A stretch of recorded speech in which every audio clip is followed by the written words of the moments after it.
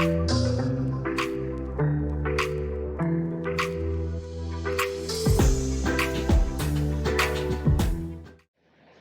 noite.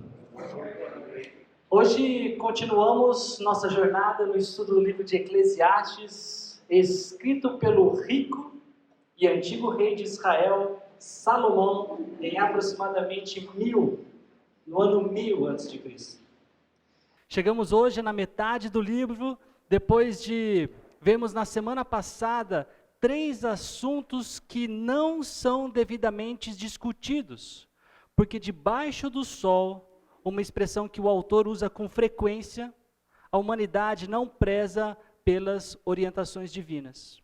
Debaixo do sol, dessa perspectiva que ignora a presença de Deus, as pessoas não tratam bem a política, a religião e o dinheiro.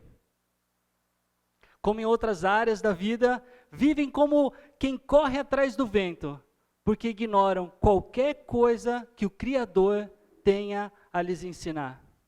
Então, sem encontrar bom sentido, propósito eterno e satisfação duradoura no que elas têm e no que elas buscam, acabam sendo irreverentes na igreja, pouco se importando em cumprir com as suas promessas, oprimem os pobres, são corruptas e amam o dinheiro.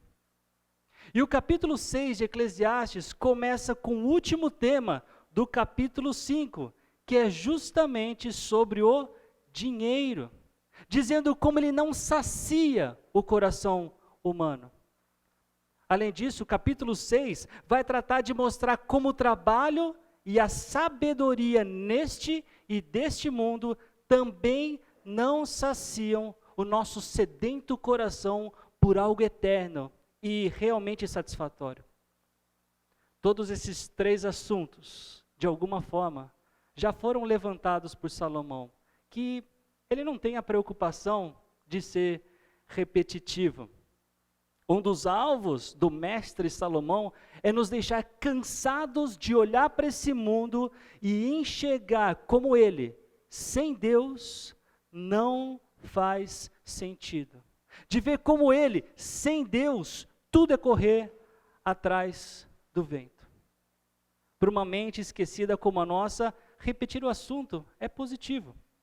E a verdade é que, mesmo quando ele repete algum tema, como os que veremos hoje, Salomão ele acaba introduzindo novos aspectos que complementam o seu argumento. Sendo assim, antes de entrarmos na leitura do texto bíblico de hoje, vamos orar e pedir que Deus nos dê a visão correta sobre esse mundo. Que nós percebamos com clareza que o dinheiro, o trabalho e a sabedoria humana não saciam o nosso coração. Senhor, muito obrigado pelo privilégio de estarmos juntos e de fazermos essa consideração de acordo com a Tua palavra. Nos ilumina, Pai, para entendermos e vivermos essa verdade. Eu oro assim, em nome de Jesus. Amém. Então, o primeiro ponto que Salomão trata no início do capítulo 6, como eu já falei um pouquinho, é justamente o assunto que começou no final do capítulo 5, quando disse: todos nós chegamos ao fim da vida nus e de mãos vazias, como no dia que nascemos. Não levamos conosco o fruto de nosso trabalho. A ideia aqui é mostrar que nenhum fruto do trabalho debaixo do sol é eterno. Nenhuma conquista, nenhuma vitória, nenhum triunfo, nenhum título, nenhum dinheiro que se faz neste mundo e para este mundo perpetua no porvir. Inclusive o salmista diz que não há razão para se ter inveja à riqueza de alguém, porque um dia esse alguém, ele vai estar morto e ele não vai levar nada consigo. Vejam, o Salmo 49, versículos 16 e 17. Não se aborreça quando alguém se enriquece e aumenta o luxo de sua casa, pois nada levará consigo quando morrer. Se você tem dinheiro, se você tem tido o privilégio de trabalhar e a oportunidade de receber como salário muito mais do que você precisa, muito mais do que é o necessário para o seu sustento e o da sua família, A sugestão de Salomão é: desfrute do que você tem aqui e agora. Nas palavras do teólogo Warren Wiersbe, o que Salomão está dizendo é: aproveite as bênçãos de Deus agora e agradeça a Ele por todas elas. Não planeje viver, comece a viver agora. Fique satisfeito com o que Ele lhe dá e use tudo para a sua glória. Por que isso? Salomão responde: porque a vida é curta. Nós não temos muito tempo. Se você acha que 80, 90, 100 anos é muito, não é. A vida passa e passa rápido. Por isso, desfrute dos presentes que Deus lhe dá, porque debaixo do sol é tudo que alguém pode ter. E no argumento de Salomão, se você tem dinheiro, pode ter certeza que isso também é um presente de Deus. E quando Deus concede riquezas e bens a alguém, e o capacita a desfrutá-los, a aceitar a sua sorte, a ser feliz em seu trabalho, isso é um presente de Deus. Então, meu caro irmão, minha querida irmã, cujas posses são bem maiores do que você precisa, aproveite esse presente de Deus de forma sábia, olhando para além do sol. Peça a Deus que lhe dê condições de usar o que você tem com piedade e com generosidade, porque até mesmo essa capacitação vem de Deus. E por razões que são do Senhor, algumas pessoas, elas se tornam ricas, adquirem muitos bens e ganham honra, mas não desfrutam daquilo que elas têm. Por quê? Algumas delas é porque o próprio Deus não permite que elas desfrutem. E Salomão diz que isso é um mal que pesa bastante sobre a humanidade. Vejam, vi ainda outro mal debaixo do sol, que pesa bastante sobre a humanidade. Deus dá riquezas, bens e honra ao homem, de modo que não lhe falta nada que seus olhos desejam. Mas Deus não lhe permite desfrutar tais coisas. E outro as desfruta em seu lugar. Isso não faz sentido. É um mal terrível. Por que Deus daria riquezas, bens e honra para alguém ao mesmo tempo que não daria da capacitação para se usufruir disso? Como em muitas outras ocasiões, em Eclesiastes, Salomão, ele não está preocupado com algumas dessas respostas. As perguntas que ele provoca não são para que elas tenham exatamente uma resposta específica, tanto para ele quanto para os seus leitores, mas para que essas considerações, essas perguntas, nos leve a considerar a insensatez desse mundo quando nós desconsideramos Deus. Com isso, Salomão, ele continua cutucando e convidando os leitores de Eclesiastes a temerem Deus, a perceber que Ele existe, e não somente existe, como Ele se relaciona conosco no dia a dia. E como nós temos estudado, quando Deus faz parte da equação ou do poema da nossa vida, nós ganhamos uma nova perspectiva sobre como as coisas são. E aqui, nesse primeiro trecho do capítulo 6, essa nova perspectiva tem a ver sobre como olhamos para o significado de prosperidade. Pensem nisso. Quais são os critérios que você usa para dizer que alguém é abençoado por Deus? Você viu lá na casa do fulano? Nossa, tudo de mármore. E que casa, hein? E o carro que tem na garagem? Nossa, Dona Maria tem quase 90 anos, está bem da cabeça, que coisa boa, que bênção. E o Cicrano está indo para o 6º filho, rapaz, para ter filho hoje em dia precisa ter dinheiro, viu? o que lhe faz pensar que uma pessoa é próspera? Você conhece ou se lembra da história quando Deus disse ao profeta Samuel para ir até Belém e para ungir um dos filhos de Jessé, porque um deles seria o novo rei de Israel. Chegando lá, o que aconteceu? Quando chegaram, Samuel viu Eliabe e pensou, com certeza este é aqui o que o Senhor quer ungir. O Senhor, contudo, disse a Samuel, não considere a sua aparência nem sua altura, pois eu o rejeitei. O Senhor não vê como o homem vê a aparência, mas o Senhor vê o coração. Note então que a perspectiva humana para esse tipo de avaliação, ela é extremamente limitada, porque aquilo que eu enxergo e considero segundo os meus critérios, não são os critérios de Deus. O que eu considero como prosperidade, pode não ser prosperidade.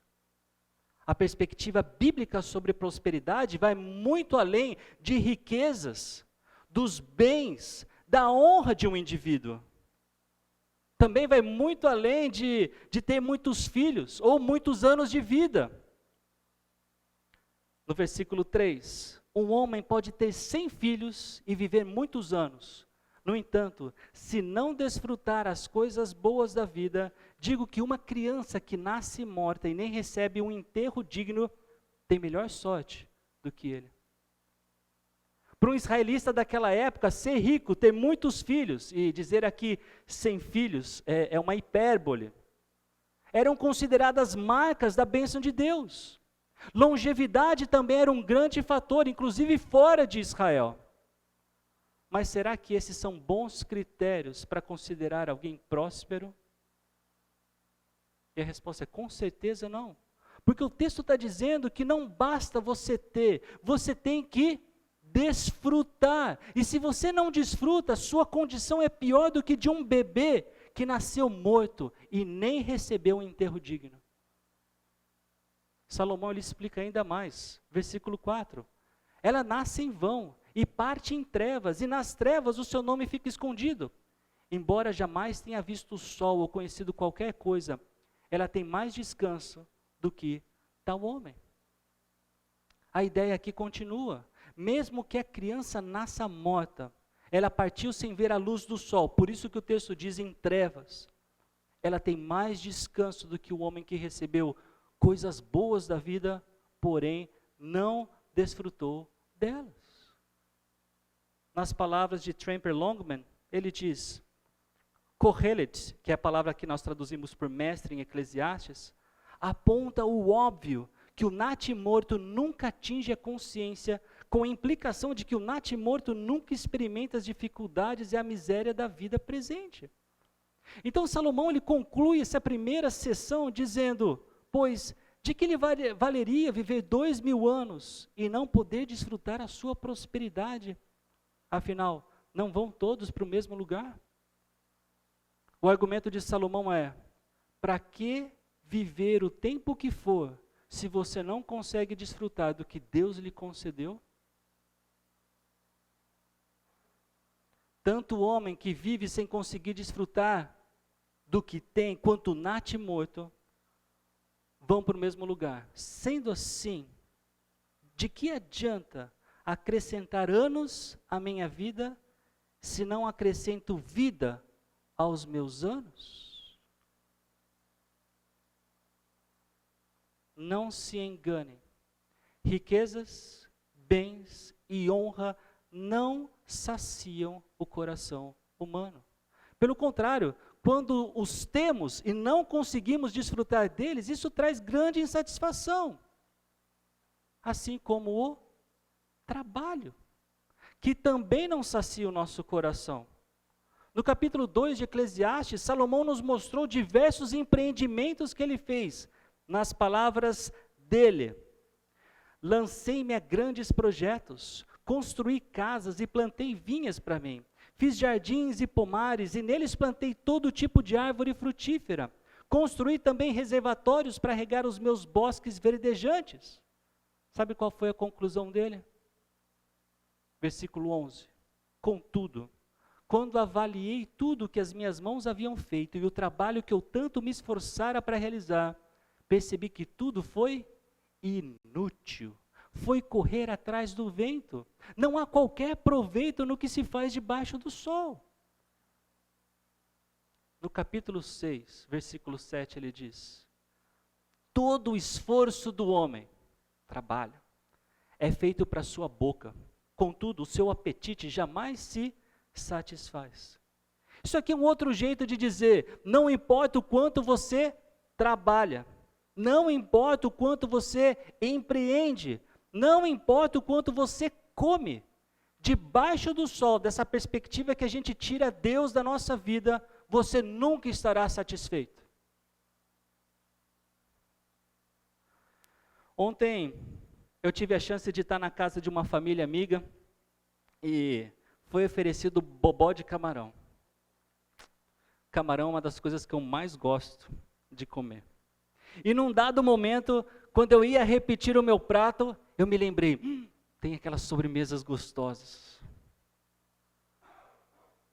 Aí eu me lembrei, preciso guardar espaço para a sobremesa. Mas a verdade é que eu queria comer mais bobó de camarão.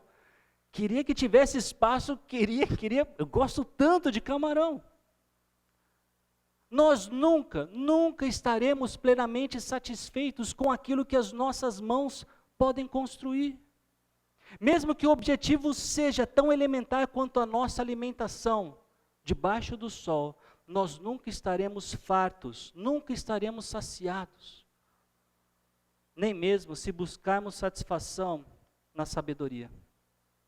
E conhecendo um pouco da história do autor, talvez esse seja o ponto mais curioso, porque Salomão foi o rei mais rico e mais sábio do seu tempo. Mesmo assim, ele questionou: que vantagem tem o sábio em relação ao tolo?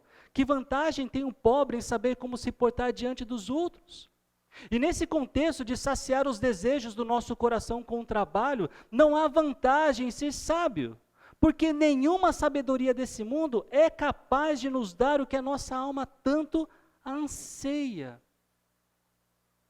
Semelhantemente, o pobre não tem vantagem alguma em saber como se comportar diante dos outros, porque nem mesmo essa habilidade, essa possível sabedoria, lhe coloca à frente em saciar os seus desejos.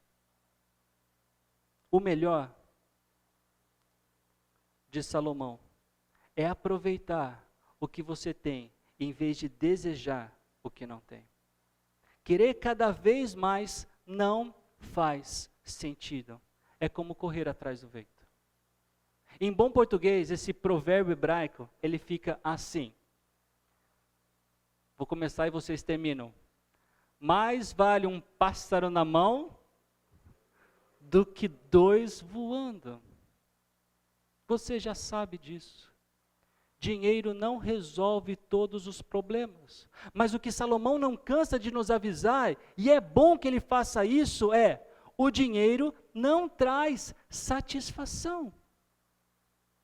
Da mesma forma, sabedoria serve para muita coisa, mas não para saciar o nosso coração. Por isso, a palavra da vez aqui é contentamento. Alegre-se com o que Deus tem lhe dado. Pare de desejar os dois pássaros voando.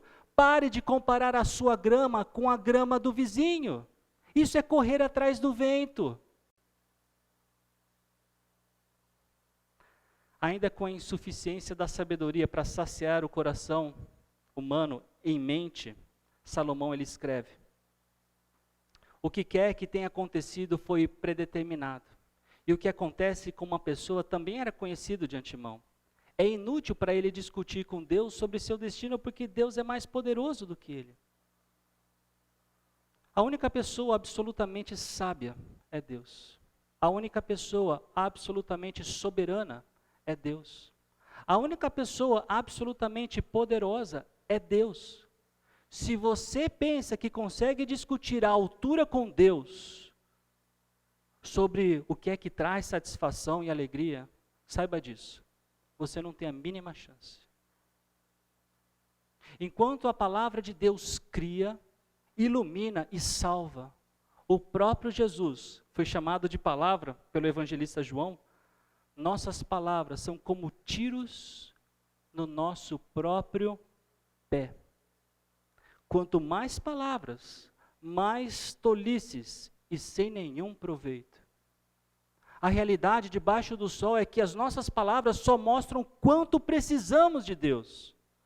Sem a orientação dele, tudo que podemos dizer se limita a esse mundo e, consequentemente, é incapaz de gerar qualquer ação que reflita na eternidade. E isso não tem proveito. A verdade é que, debaixo do sol, nós nem sabemos o que é bom. E Salomão falou isso. Pois quem sabe o que é bom para o homem, nos poucos dias de sua vida vazia, em que ele passa como uma sombra? Quem poderá lhe contar o que acontecerá debaixo do sol depois que ele partir? Eu sei quem sabe o que é bom para o homem. Eu sei quem é que pode contar o que acontecerá debaixo do sol depois que o homem morre. Mas isso não me dá nenhum mérito e nenhum crédito que sacia os desejos mais profundos da minha alma. Só Deus é quem verdadeiramente sabe o que é bom para o homem. Só Deus é capaz de dizer o que irá acontecer. Só Deus é capaz de saciar o nosso desejo pela eternidade, um desejo que está gravado no nosso coração. Debaixo do sol, nós vivemos confundindo o bom e o mal e o bom. Debaixo do sol, nós acreditamos que ainda temos muito tempo para viver. Debaixo do sol, nós acreditamos que nossa vida pode ser preenchida por outros propósitos e identidades que não aqueles que Deus nos dá. Debaixo do sol, acreditamos que temos tempo para fazer tudo o que gostaríamos, mesmo quando nós sabemos que não poderíamos ou não conseguiríamos. Debaixo do sol, ingenuamente, acreditamos no que os deuses dessa época nos contam sobre o futuro. Quer se apoiar na sua própria sabedoria, no seu próprio entendimento? O mesmo autor de Eclesiastes escreveu grande parte do livro de Provérbios. E lá ele disse: confie no Senhor de todo o seu coração e não se apoie em seu próprio entendimento. Não seja sábio aos seus próprios olhos. Tema ao Senhor e evite o mal. Meus irmãos e minhas irmãs, riquezas, bens, honras, trabalho e a sabedoria humana não farão vocês fixarem os seus olhos acima do sol. A única chance que temos é confiando em Jesus Cristo, cuja proposta é nos dar uma vida plena, uma vida que satisfaz. Na segunda carta de Paulo aos Coríntios, capítulo 8, versículo 9, Paulo escreveu: pois vocês conhecem a graça de nosso Senhor Jesus Cristo, que sendo rico, se fez pobre por amor de vocês, para que por meio de sua pobreza, vocês se tornassem ricos. Quando conhecemos a graça de Jesus, nós discernimos os diferentes valores. Enquanto debaixo do sol, ser rico é uma coisa, acima do sol, ser rico é outra coisa. Enquanto debaixo do sol as pessoas buscam por satisfação na riqueza, acima do sol as pessoas se sentem satisfeitas com o que elas têm, porque a sua satisfação não está em nada desse mundo, mas está em Cristo. Quando compreendemos o sacrifício de Jesus Cristo por nós, que Ele morreu para pagar pelos nossos pecados, quando nós temos fé nele, nós ganhamos o entendimento que Paulo nos ensina em Efésios capítulo 4, versículo 28. O que furtava, não furte mais. Antes, trabalhe, fazendo algo de útil com as mãos, para que tenha o que repartir com quem estiver em necessidade. Debaixo do sol nós roubamos, acima do sol nós trabalhamos. Não para ganhar propósito de vida ou satisfação eterna, o trabalho não tem esse propósito.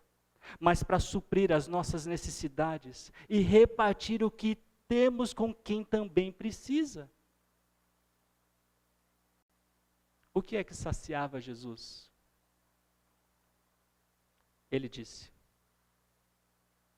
a minha comida é fazer a vontade daquele que me enviou e concluir a sua obra. Eu não tenho dúvidas de que essa é a mesma comida que nós precisamos. Se quisermos saciar o nosso coração, a nossa alma e a nossa mente, ou seja, todo o nosso ser, nós precisamos da mesma comida que dava satisfação, propósito e significado à vida de Jesus. Todos nós queremos dinheiro. Todos nós queremos trabalho. Todos nós queremos sabedoria. Não é errado que você deseje essas coisas, nós devemos desejá-las, porém, como acessórios, e não como a razão pela qual nós vivemos. Não, em primeiro lugar, não é o dinheiro. Em primeiro lugar, não é o trabalho. Em primeiro lugar, não é essa sabedoria. Em primeiro lugar, é a razão pela qual nós existimos. Adorar a Deus. Se vocês concordam comigo, eu vou orar e no final você diz amém. Senhor, mais uma vez, muito obrigado pela consideração que nós fazemos hoje de acordo com a Tua palavra. Nós lhe pedimos, Senhor, porque temos sim dificuldade por causa dos nossos pecados, de olhar para este mundo, de viver neste mundo e ter a mesma visão, a mesma perspectiva que o Senhor tem, o mesmo significado que o Senhor coloca em cada coisa, em cada ação. Nós somos extremamente egoístas, Pai, nós confundimos demais o que o Senhor chama de bom e o que o Senhor chama de mal, sendo que nós muitas vezes escolhemos chamar alguma coisa de bom ou de mal. Nos perdoe por isso. Nos perdoe, Pai, quando consideramos o trabalho, o dinheiro, a sabedoria mais importante do que o relacionamento com o Senhor. Por isso nos ajude a ouvir a voz de Jesus e entender o propósito pelo qual Ele veio e simplesmente ter fé, crer nisso e viver de acordo com isso, Senhor, para que nós tenhamos uma vida em abundância, uma vida plena, uma vida com satisfação. O Senhor nos criou com um desejo de buscar a eternidade. Até mesmo as pessoas que não te compreendem, não te conhecem, elas imaginam que há um porvir, há alguma coisa depois. Que elas entendam, Pai, que tudo isso faz parte do DNA que o Senhor colocou no nosso coração, de buscar o que é eterno. E enquanto nós buscarmos por isso neste mundo, nós não encontraremos. Mas sim, nos ajude a erguer os nossos olhos e enxergar acima do sol, por meio de Jesus Cristo, nosso Salvador, para que tudo isso seja diferente e nós consigamos, Pai, desfrutar da vida agora, aqui, até o dia que nós estaremos com o Senhor e realmente viveremos a verdadeira satisfação e felicidade que existe. Obrigado, Pai, pelo que o Senhor nos ensina. Eu te peço tudo isso junto com os meus irmãos, em nome de Jesus. Amém.